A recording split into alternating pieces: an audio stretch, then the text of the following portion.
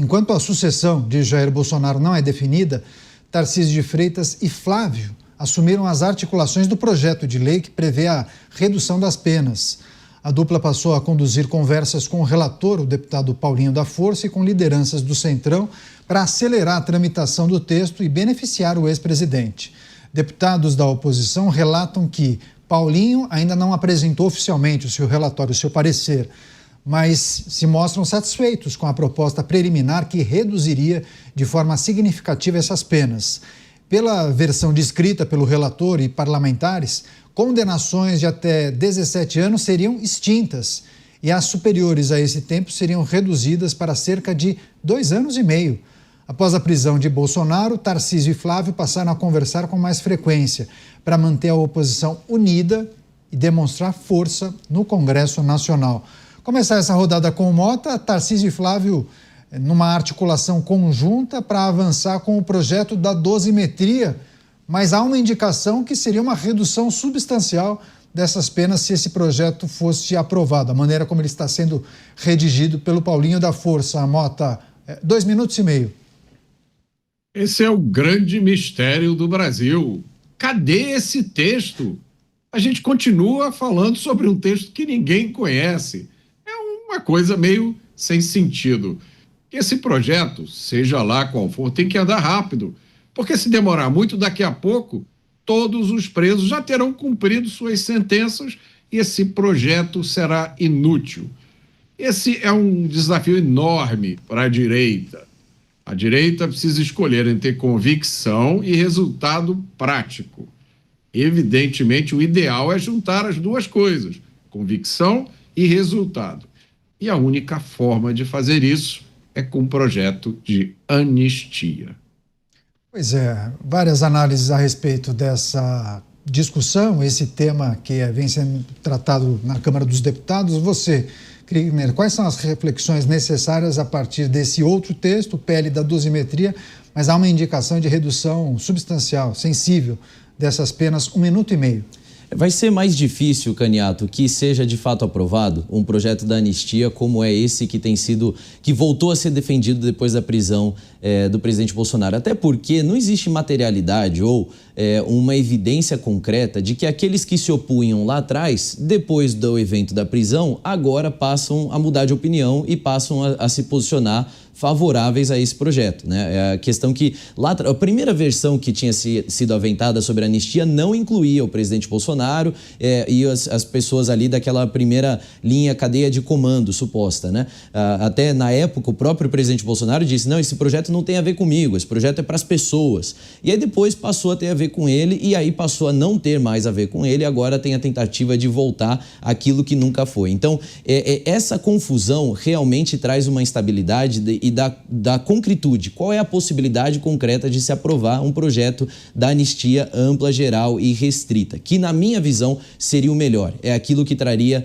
o melhor para o Brasil nesse sentido. No entanto, em termos bem pragmáticos, é necessário começar a buscar outra margem, outra via aí para a construção, para que se possa beneficiar as pessoas que hoje estão presas e que estavam no contexto do 8 de janeiro ali, pessoas que não têm nada a ver, pessoas que foram presas sem mesmo terem invadido prédios públicos, esse tipo dessas pessoas que ainda estão pagando pena por isso, né? E que precisam ser anistiadas nesse sentido. E do outro lado, tratar numa outra via com essas pessoas que foram condenadas agora pela primeira turma no STF, né? É isso, eu vou receber o pessoal da rede para acompanharem na íntegra os comentários dos nossos analistas, inclusive passar a palavra para o Luiz Felipe Dávila.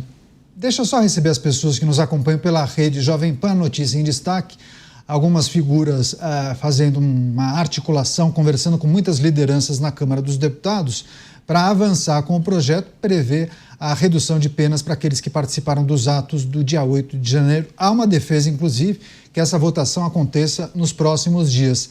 Parece, viu, Dávila, segundo informações que chegam de Brasília, que Paulinho da Força estaria na conclusão desse parecer, desse relatório, e há uma indicação de uma redução importante das penas, o que poderia praticamente tirar a maior parte das pessoas que ainda estão presas do cárcere.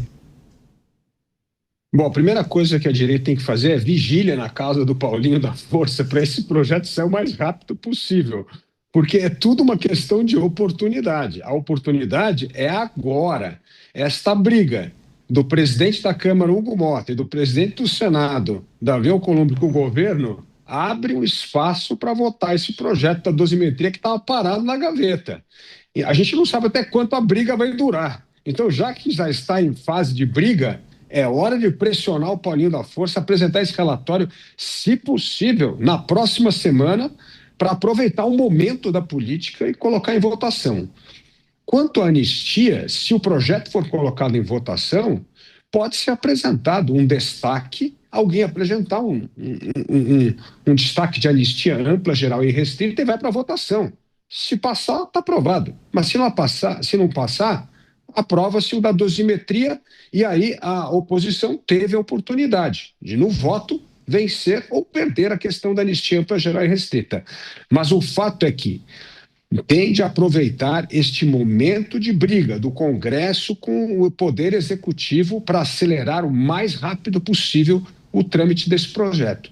Caso contrário, os ventos mudam, Caniato, e aí o projeto volta para a gaveta. Inclusive, muitos disseram, né? Oportunidades foram perdidas nesses últimos meses em relação à discussão sobre a anistia. Mota, essa é justamente a pergunta que nós fizemos na enquete do dia. Se as pessoas que nos acompanham acreditam que a oposição pode se beneficiar da crise entre Congresso e Planalto para avançar com esse projeto que indica a redução das penas. Você acha que sim, Mota? Que essa crise pode ajudar de alguma maneira a oposição? Não, eu não acho. Eu acho que esse projeto de anistia, a ideia da anistia, requer coragem moral, determinação e uma visão clara do que está acontecendo no Brasil hoje. Me parece que a maioria dos congressistas ainda não tem esses três requisitos. Então eu não acho que vai ser o desejo de se vingar do governo, de criar uma situação difícil que vai fazer com que um projeto de anistia vá para frente. E mais uma vez, o importante é libertar quem não deveria estar preso. E eu reconheço que, para isso, é preciso conversar, negociar, buscar oportunidades. Mas eu acho que não há substituto para um projeto de anistia. Fazendo a minha análise do cenário político, seria um erro buscar qualquer outro caminho, porque isso implicaria em uma aceitação, no mínimo tácita, de tudo que está acontecendo hoje. Então, quando você faz um projeto para reduzir a pena de alguém, antes de tudo você está aceitando que aquela pena foi justa. Você só está tentando reduzi-la.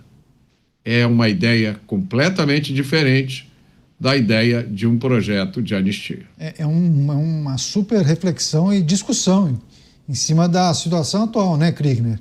Faz o que você acha que é certo, você deve seguir a sua convicção, ou diante de um cenário de muitas dificuldades, você flexibiliza a sua própria convicção e fala, bom, vamos apostar nisso que é o que daria certo, o que dá para passar é isso daqui. Eu acho que o crivo nesse caso, Caniato, é assim, qual é a medida mais urgente para ajudar ou salvar aqueles que são os mais vulneráveis? O que é que a gente consegue fazer de mais imediato para salvar aqueles que têm mais riscos? E se for esse o caminho da dosimetria, para trabalhar de outra maneira, quem sabe esse é o caminho a ser considerado. Eu entendo o que o Mota traz aqui, que de fato, quando você fala sobre uma redução de pena, existe aí por detrás uma concordância de que houve razão ou materialidade para essa pena.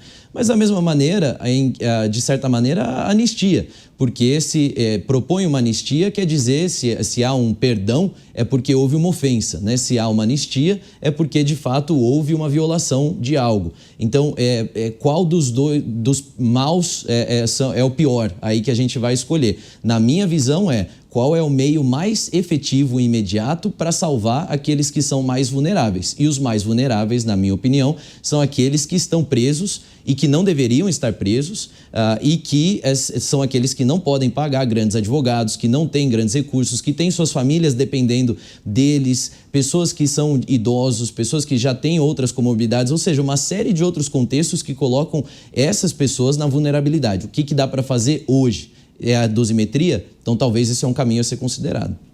Você, Dávila, as várias reflexões e discussões sobre os projetos que foram aventados e as reais possibilidades de tramitação e aprovação, né? Um grande filósofo, Max Weber, resume muito bem o que disse o Mota e o Kriegner. Ele disse que tem dois tipos de política: a política de convicção e a política de responsabilidade. A política de convicção é a do Mota. Sim, você tem que os seus princípios inegociáveis, o que ele chamava, Kant chamava os princípios categóricos. Esse é aquele que você não negocia de forma alguma. Algumas vezes na política é óbvio que nós precisamos ter esses princípios categóricos, inegociáveis, porque senão você perde o rumo e entra só nessa política do interesse mesquinho, que é o resultado desse centrão que a gente tem. Outro tipo de ética que ele chamava era justamente a ética da responsabilidade. É o que o Kriegner falou. Algumas horas não é uma questão só de convicção, tem matérias que é uma questão de responsabilidade. Quem governa tem responsabilidade. A responsabilidade hoje é livrar da cadeia manifestantes do 8 de janeiro que tiveram uma sentença completamente desproporcional ao que foi cometido, e o que a dosimetria faz é livrar essas pessoas da cadeia. Então, quem está lá como representante do povo está olhando essa questão sob a ótica da convicção de responsabilidade, ou seja, esse aqui é o projeto que dá para ser aprovado hoje para livrar muitas pessoas, porque se seguir a ética de convicção do Mota, pode ser que nada seja aprovado e nós vamos manter 17 anos pessoas que participaram de uma manifestação no 8 de janeiro. Isso é um absurdo total. Então, neste caso, eu estou com o Kriegner. É a política de responsabilidade. Se é o que dá para aprovar isso, vamos aprovar e livrar centenas de pessoas que estão presas indevidamente e que não tiveram o devido processo legal e o direito à ampla defesa e a individualização de pena.